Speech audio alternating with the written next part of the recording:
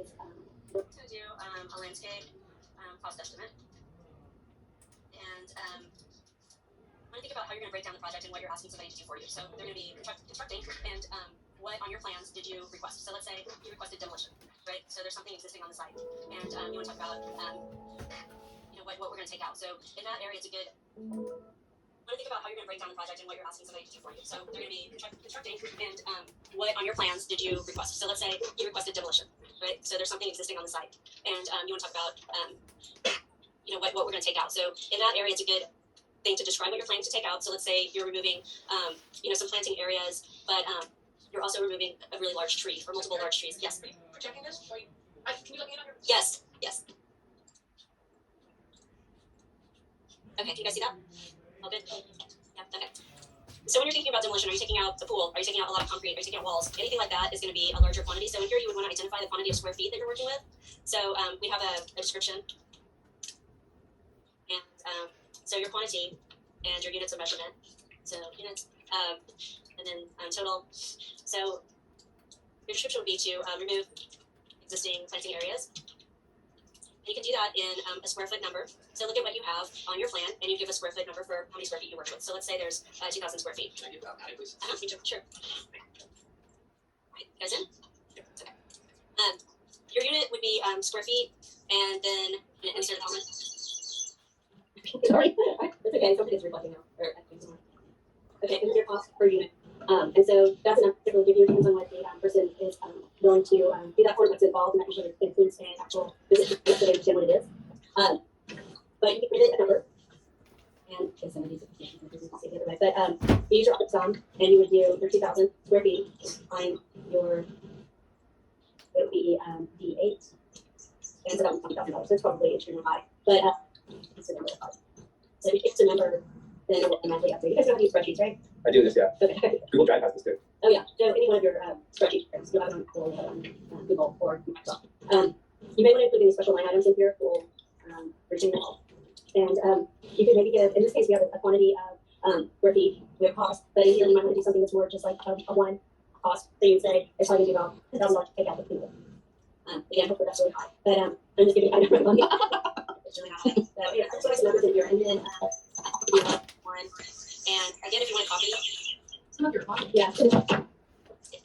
Okay, so if you multiply, again, auto sum 10 for that column times 1, insert, you have the same thing. You can do Control C and Control V to copy the formula down to the next line. Let me know if I'm going too fast when you need this. Where are you getting the cost on these? I'm making them up. Okay. Yeah, honestly, it changes every day. So, one day I think something is some cost, and, especially in the past couple of years, it's gone up. So it's like the stock market. Yeah, I know. Unfortunately, hopefully it'll level out a little bit, but. It's $14,000 to $17,000 to fill in a pool. Okay. So is this something you go through with your contractor for removing, and that's how you find your price? So when you talk to them, you say what do you think it will cost? Because I have found that negotiating those negotiations increase. If you're a hard negotiator, you're still going to want to pay for it. So you're going to say, I'll take it off. And try to filter it. They don't make a fortune. And I have to pay their people to do a lot of really hard work. And so, contractors, Yeah. It's a lot of really hard work. And it often takes longer and it's more expensive than even they realize. So I try to get high. And unfortunately, my stuff is already on the pool removal. But the pool removal is another good thing I've run into experience is that I'm just trying to build on top of the pool. That's totally different animal. And I have to be compacted in that series since it's a process. I have to compact the geotech involved. Do you leave the pool in the ground? No. A third of it. Some of it you have to put your distance in water. The bottom third. That's it. Stay. There's another portion is removed. Okay. I think we removed all of it because we put a house on top of it. Mhm. And the geotech wanted that. If you're putting landscape on top of it, it gets a little more generous. We usually recommend doing stones or something on top, some sort of hardscape versus plantings. Otherwise, you need to, because what settles the dirt the best is not what grows the plants the best. So it's more of a rocky Oh, it's like rock. outside. And when we have to plant plants on top of it, we literally need to remove all the soil 4 feet around each plant and re-put it in. So you definitely need to know what's going on top of it before you remove it. That's true. Just planting soil with the soft and fluffy. And then it starts like tiny little rocks. Yeah. It's very short. Yeah, it's helpful. It's good to know. Some people die to use that adjective. I think we all have, unfortunately. So, okay, so we're adding in line items here for anything else. And then what I'm going to do is just I'm going to take this whole area and do Control C and then copy this down. Okay. So now we're going to do demolition. And the next portion will be hardscape. So I'm going to put in hardscape. And this is usually a particularly large category. So you would want to do any of your concrete flat work. So that would be any concrete flat surfaces. And in here you would maybe want to add in that maybe it's colored or stamped or anything special that you're adding to it. You would also want to do concrete driveways separate because it's a thicker material. You would do flagstone areas separate And pavers, again, pavers for walkways are different than pavers for driveways, so you want to make sure that that's described in there. So those are just some subcategories for things to think about. You would also, in this area, you could do, it could be part of like site work where you have a category for grading and drainage. So that's something that could be probably ahead of the hardscape, could be a separate area.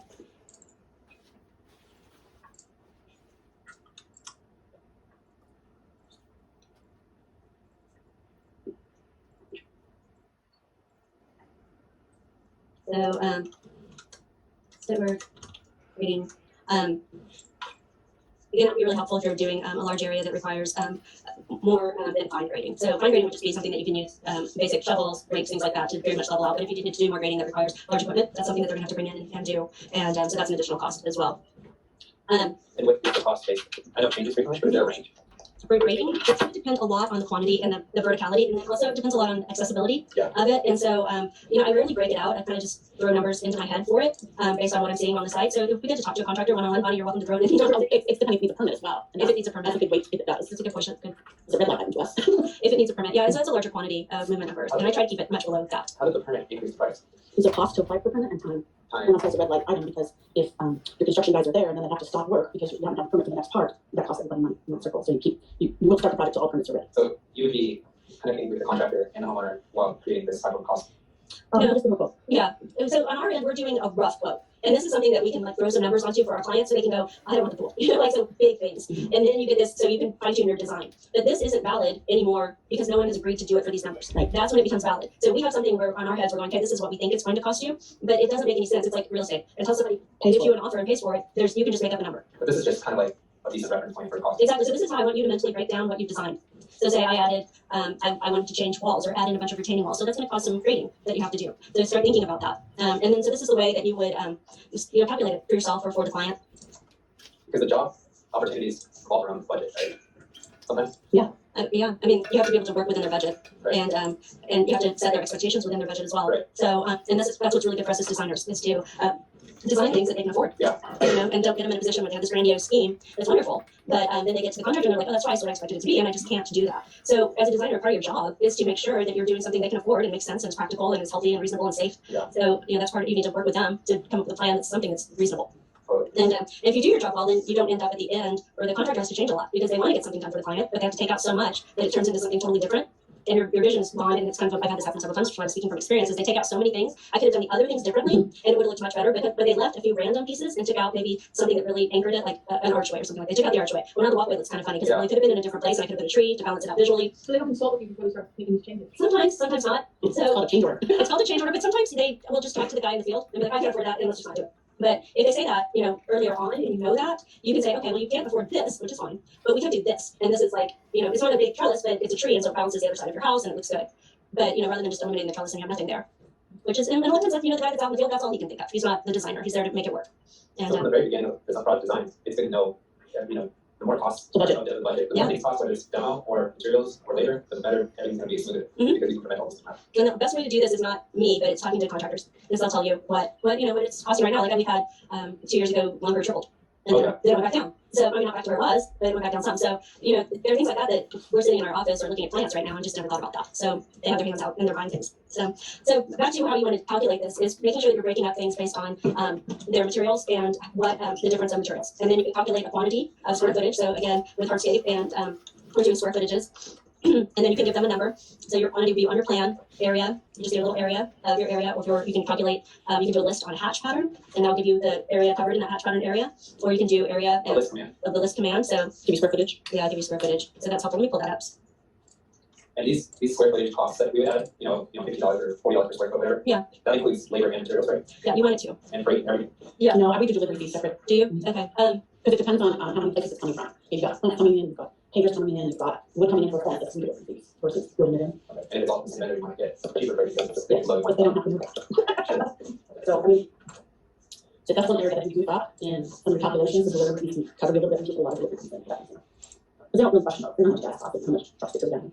Yeah, and they also, and I learned this also the hard way, is that I ordered a delivery of plants, and I didn't have my guys there. And they're like, well, we can take them off the truck. I was like, well, you have to take them off the truck, but they're not really delivered. And but they're so mad at me. And I was like, well, I told the guys I didn't have to be here today. So, So- they have to be there to meet the delivery, to do the movement, put them in the right place. So this is all labor. Right. So sometimes I put mine on Do they ask too. the contractor, do they ask the deliverer? The contractor, the deliverer is not usually as helpful in my They do experience. not get off the They do truck. curbside only, right? They, They shuffle the plants to the loading area. the contractor's the project manager. Yeah, Do so you have project management fees on this list, or is that just? no, I don't include those. I try to bump up all my costs. So, a contractor generally does 10%. They can do more, they can do less, but, 10% on material? on everything, in my experience. Okay.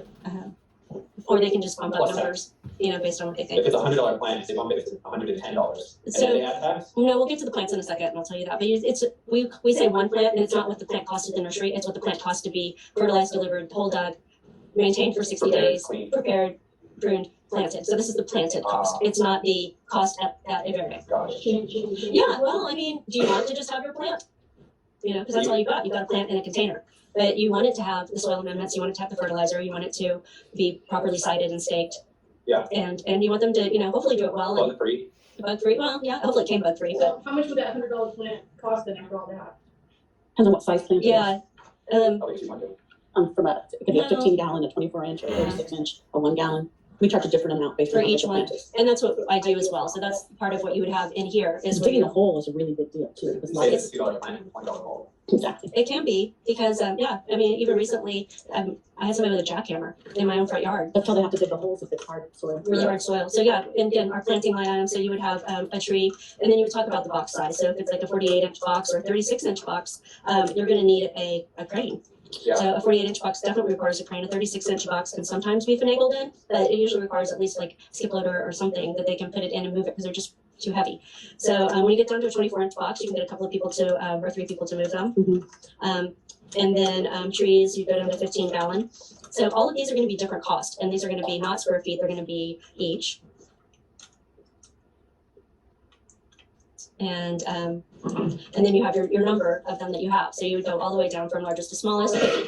Shrubs would be the same way. Shrubs would be the size of the container would dictate the cost. It's flat. Yeah, shrubs for like 1 gallon Oh, I see. or perennials. Yeah, It doesn't matter what it is on our thing. It's just the size. yeah. It doesn't really matter what the plant is. It's just the size of the container. Yeah, and so then you do like hardcover flats. You do need to think about like, did I pick a Monrovia plant? Did I pick a plant that's like super special? Because that does add a little bit more to it as well. So if you pick just a generic plant that they can get from any nursery grower, it's going to be a little bit less expensive than like a brand name Monrovia type plant. Vines, same thing. The size of the container. There are different sizes of containers for the vines and espaliers, and then they require staking and vine ties and things like that. So that's an additional thing that someone has to do.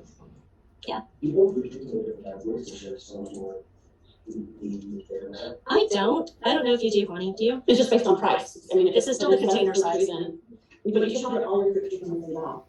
The maintenance. You want to water them the same. The maintenance. is quite Water. expensive. Yeah. Yeah, it can be.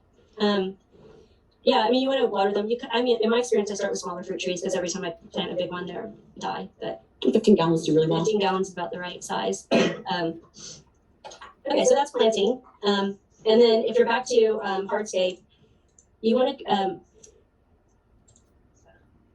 you want to have everything in here. So if you have retaining walls or garden walls, so garden walls are shorter than retaining walls, and they're not holding soil behind them, they'd be freestanding. So these are either linear footage or square footage, and there's a variety there. So if a retaining wall is like a basic material, so you have CMU block, or maybe it's split face CMU block, you're not going to finish it with stone. So that's something that you could probably calculate on a linear footage basis. But when you're talking about you have a retaining wall and you've added a flagstone to the front of it and a special cap and things like that, then you are looking at more the square foot of the face where you're going to be adding the stone cost in as well. So think about what you anticipated doing for that. And if your retaining walls are variable height, you're probably going to need different numbers for those as well, because the cost of the build is less for a smaller wall than for a larger wall. And not just because of materials, but because you also have to beef up the rebar and the footing and the backfill, things like that. But You it's also, over 6 feet, it needs to be engineered, right? no, over 3 feet, it needs a permit. And so, yes, it needs a permit. And And then at so what height does it need engineering? I do over 3 feet. I have a It's a civil drainage, because of drainage. Yeah. I do drainage behind anything that retains. like just a French because- drain. A French drain, yeah. Also, if you don't do that, some of the papers change color and stuff. Yeah, it kind of like seeps through. It also seeps through the stone a lot, or the block, or the stucco. That's where you get the stucco falling off a lot of times if But it's not not with well waterproofed. like country Keystone, Country Main. Well, Yeah, so those are a little easier, I think. They're kind of meant to kind of seep through yeah, the like crib wall type things. So that's different. you wouldn't French drain those, would you? I don't know. I mean, I guess it depends on how tall it is. If you're doing a short one, probably not. If you're doing a tall one, yeah, because then you have surcharge, and so you want to make sure you're getting some of the weight off of that wall. So again, that's where we can do like a 3-foot wall without really worrying a whole lot about it. Anything above that, even though if your client wants to get away with not permitting it, it's not a good idea. You really want to make sure that it's done well. What lawsuit? Well, not just that. I mean, I had a client who did that, and he was adamant. I'm building this wall. We're going to do it. I'm going to have this guy over here. He's going to build it. Okay, it's your house. You can do that. But then when his neighbors started complaining, that was one of the line items on his list of things that he did not permit on the house. So, people who think like that tend to do other things wrong as well. So, yeah, exactly. So there's lots of things he did, but then that was one of them. And what happens if you don't permit it is you can be forced to completely take it down, or you have to expose the footing so they can see what is there and what's back there to see if it's done correctly. So it's just a lot more invasive. And if the city makes them take it down, you have fine print that says contractor and designer not responsible for fees. Right? Yeah, I mean, in those cases, I'm just kind of the design contractor. If there's a case where it has to be like permitted plans for landscape, then we don't even talk about those things. This is what you're doing. So, but I mean, this is like a friend who wanted some paint ideas, and then it turns into they want more and more and more. So, not really contract type drawings. Okay, so we talked about retaining walls and garden walls, and then stairs or steps when you're doing those in concrete areas, paving areas, things like that. Those are an additional cost because they need to be formed. And I tend to do a detail that's like a cantilevered bullnose on the step front, which is an additional cost as well. So things to think about also. Decks. So you would want to include decks in this area for hardscape, or you can do a separate area. If you're doing a lot of woodworking, you could put a separate area for the woodworking things that would be like trellises and decks. Any sort of things along those lines, but I'll just throw it in here for now. Trellis or overhead pergola. Again, pergola.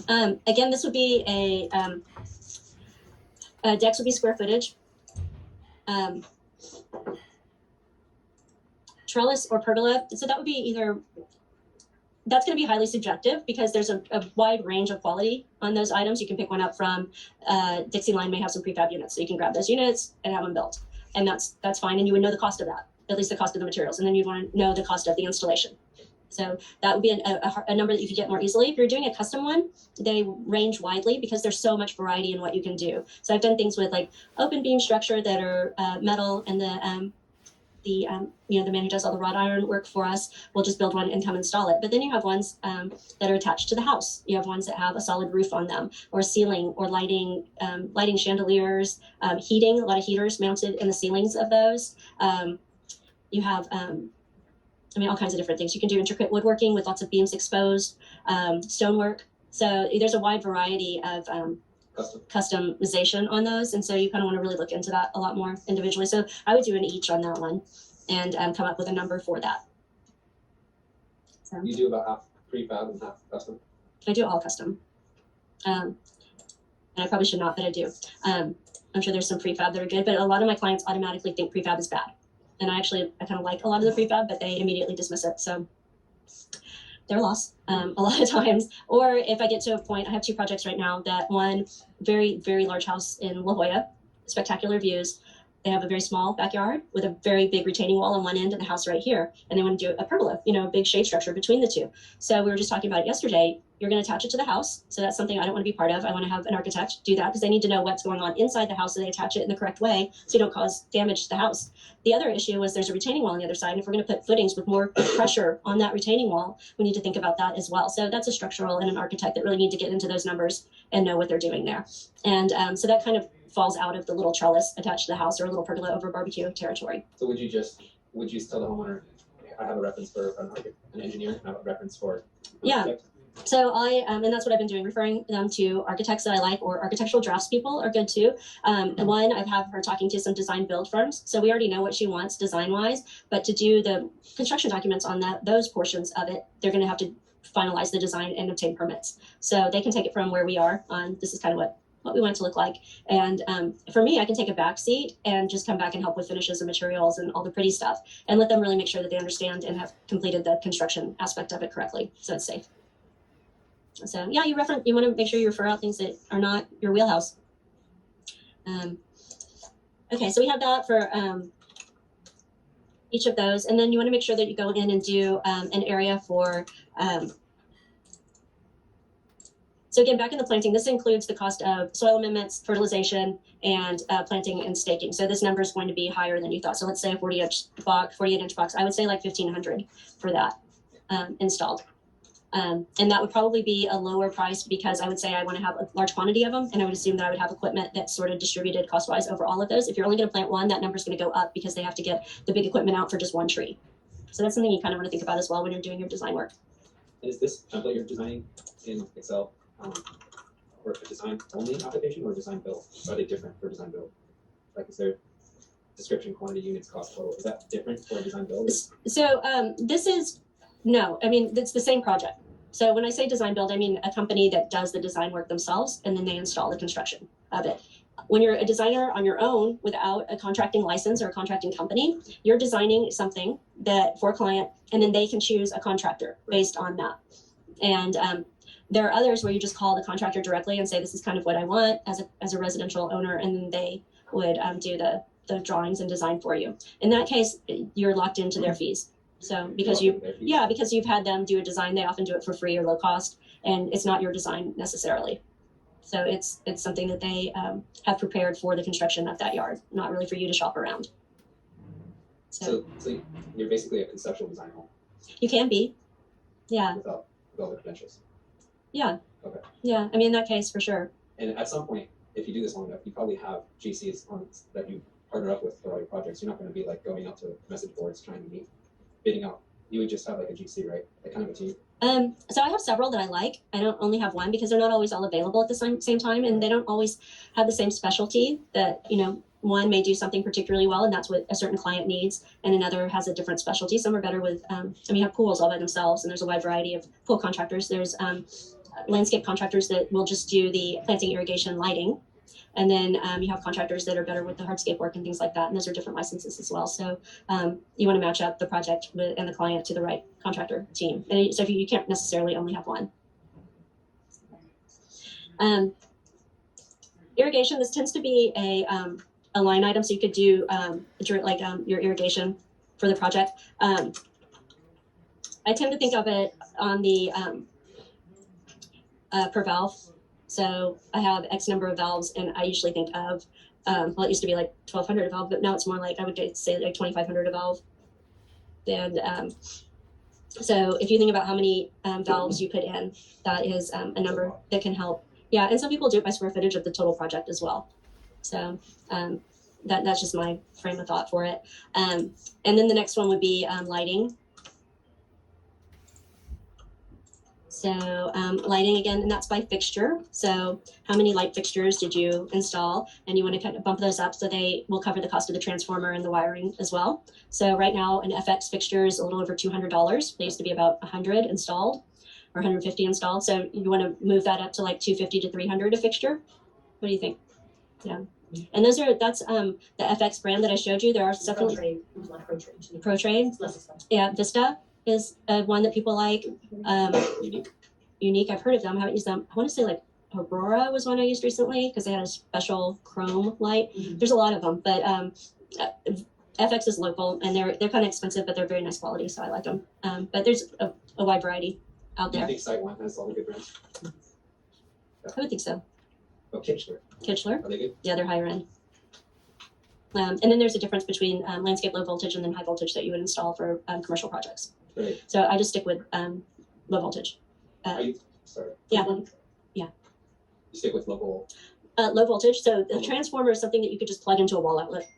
And it converts it to low voltage, right? Yes. So it's just like the Christmas lights or something like that. So it plugs in, there's a little timer on it, and the wiring is permanent and fixed in place and hopefully buried at least a decent amount. But yeah, it doesn't require special electrical. You got to charge the wire too. Yeah, the wire. So you want to bump up your fixture cost to cover the installation cost. Somebody has to go pick them up, bring them up. Delivery fee. I mean, you have to, because somebody has, every single day, the foreman at my husband's project drives to Dixieline every single morning. And, that costs. There's gas, there's time, there's, if he has to bring other people because he has to pick up big things. Those things don't magically show up at your site. So every time your contractor touches something, it costs money. I mean, it does. But I mean, you think about it. Did you want to do that? Then you have to hire somebody to do it.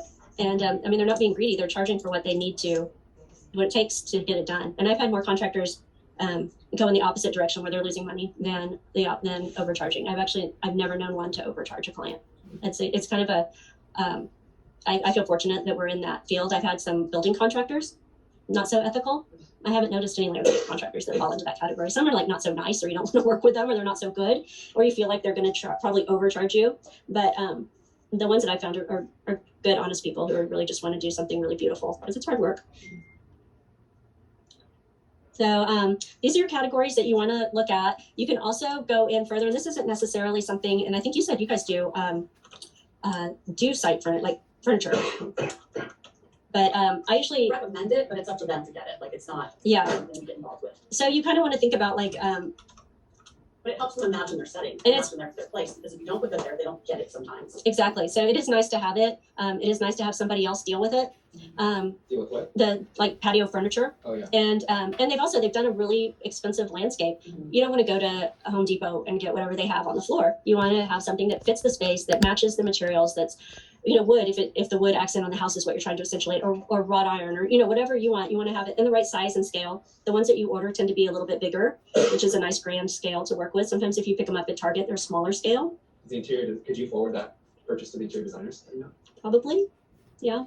I've had it. Like outdoor. Yeah, I mean, I've had a couple want to get involved in that, and that's fine. I'll give you the right amount of space to work with if you want to agonize over fabric choices and things like that. But I don't know. I tend to just go straight to restoration hardware and then work from there.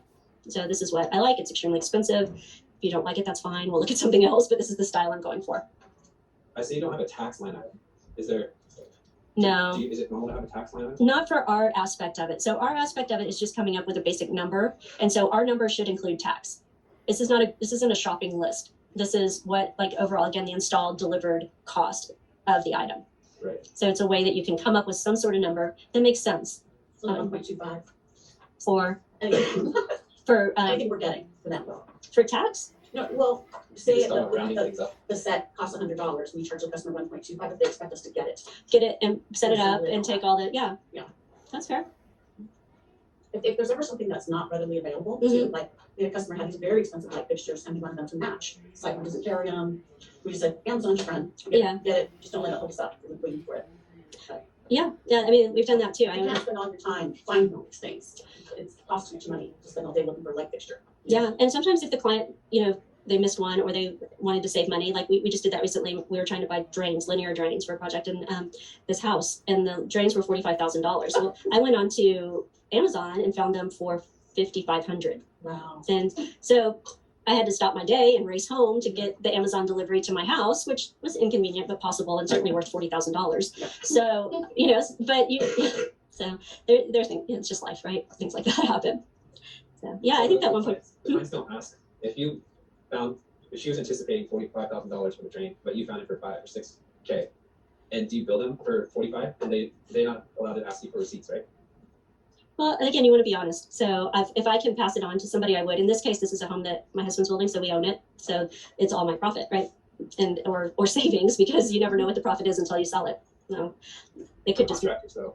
Contractors. I mean, I think they try to pass on things. They don't necessarily have to, but I think they hopefully try to help you out a little bit. No, but the homeowners aren't allowed to ask contractors for receipts and see how much the contractors are profiting. I don't know. I don't, and I don't recommend it for sure, but I'm sure some do. They've already agreed to the price. Yeah, I mean, they say they're, They sign- yeah, and so they said that. So, I mean, I'm sure some can be pains about it, but unless you're working with somebody maybe on a small project where you're doing like time and materials and you just have somebody who's maybe your gardener, then you're buying all the products, and then you're paying them for their time, then that's different.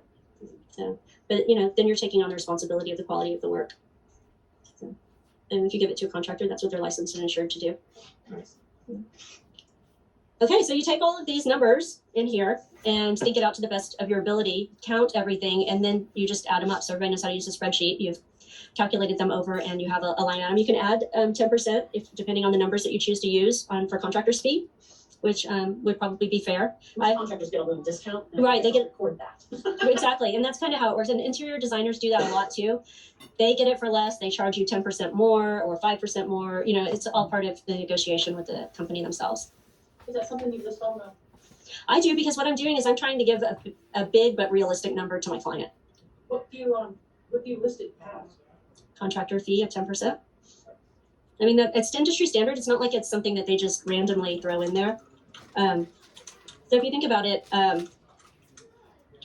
if you think about it, the contractor has to maintain their license. They have to maintain workers' comp. They have to maintain insurance. They need to be, bonded. They need to have their work trucks. They need to have gas for those work trucks. These are all And the wages go high, right? the wages are they're getting even higher. The last employee my husband had left, and the new person was going to pay them twice what he was paying them. And he's like, "Well, I love you, but I can't double your salary." And that's just what happened in the past 2 years. That's what the fee is, that's their salary. The contractor fee hopefully works in some of those things. It works in the cost of doing business for them. So you take all the quantities, you multiply it per unit, you get the cost, you Right. total it, and then you total all the different descriptions, categories. Yep. You have a grand total, and then you're saying the contractor fee is the grand total plus 10%. Yep, exactly. So we have our sum of 1 times that, and then whatever you end up with here, I'll add in a line. It'll be everything that you came up with here. And then you would do an auto sum of that times 0.1, it's your additional fee, and then you'd auto sum those two. And the cost per unit each and square foot, those are ballpark, right? Those are on the higher. Well, I'm just throwing numbers out there for you at the moment. I haven't really thought about them in a lot of depth. A lot of times for my own projects, I just kind of mentally ballpark things, but then I get a contractor out there as soon as I possibly can to verify, like that's what's going on today. I've been pretty close. I'm not sure how, but I'm usually within $5,000 or $10,000 of what it will ultimately cost. But you have to understand when you're working with a client, especially early on, we do our conceptual plan, and that's what you guys have done is really a conceptual plan. We've taken it a little further with the construction documents, but when it comes to actually selecting the materials, there's a big variety of cost in stones and the quality of wood and things like that. And it depends on what is appropriate for the home and the client and what they like and you like. So it can vary. You have to be accepting of that. So you would meet the client, you get their wants, you see the opportunities and constraints, you come up with a conceptual plan, and then when they're saying, okay, is this how much it's going to cost? And you say, let me go call the contractor. And then you have the contractor come out and they give a more accurate cost. Mhm. Now, when that visit and that accurate cost, who pays for that contractor to come out and do that? So that's part of why we're paying them an extra 10%. They have to bid. It's their bid, and you try not to take a lot of time at that point, because after you've talked with them and you've got a ballpark, and then you have the client kind of buying off on, okay, this seems about right. You want to take it further usually with your drawings, so it's much more detailed, and they don't have to ask you a million questions when it's being constructed. And then that's also a point where if they are a design build, they can take it over and complete those drawings if necessary. Just depends on how you're working with the client and where you fit into that. Okay, so does that make sense? There's one question. Yes, You not include your cost for your design at all in this? you can. Yes. It's usually pretty minimal compared to No. the overall budget, but yeah, I mean, I think that would be fair to add it in. This is what you'll ultimately cost. But you would want to identify that because it's not in addition, they probably already started paying you. And so it's not in addition to what they've already paid you. So you want to make sure that they understand you're not charging them a second time. Yeah. But this is what overall your project will have cost. You have to be a little careful in our business because if you haven't signed a contract with them and it includes design, they can always just take what you've done and hire someone else to do it. And that's why we don't recommend that. Like you say, so I'm at a point with a client where she can either hire the architect that I like Mhm. and take it and work with him, and then we can take it to a contractor, or she can stop right now, not hire him. And if she likes the design build contractors that I've recommended to her, they can take it, complete the design. We already know basically what she wants and the style and all of that, but they can take it to the next step and build it. Or we can complete drawings and take it from there. So it just depends on what your client is comfortable with. But once you pick a contractor and they finish that design, they build it. You don't go back and rebid it. Because, I mean, that's not kosher. And you also, I mean, they put a lot of time and effort into it. And so unless the client for some reason decides not to do the project, and they should hopefully pay the contractor for their design work at that point. I don't know how you build it into your contract. Sometimes they do, sometimes they don't. Yeah, sometimes you just get hurt by it. Yeah, and so, I mean, it helps to know that they're realistic. You're saying once you pick a contractor and they finish the design, If they're a design build. So some are and some are not. Right. Some look at me and they're like, I have no idea. You have to tell me exactly what to put where. and that's when you have clear construction plans. That's why I would do much more detailed construction plans. Okay. Or if I want to do that and they want to shop it out, they could still shop it out to a design build firm. But at that point, once we've done detailed plans for a client, they can pick a contractor based on pricing and things like that. Just a portion of the work. Okay. So is that good for everybody? Yeah, I guess the only thing is, was on that spreadsheet, was there labor included? Yes, so that's part of the number that I gave you. Okay, So it does include, that's why I said, it's not just a shopping list, it's a shopping list that's installed. everything except the contractors, 10%. Exactly. It does include the labor Okay, in this case, yeah. and how does one determine the labor? You have to just get to know the business. Okay. Yeah, unfortunately. Alright.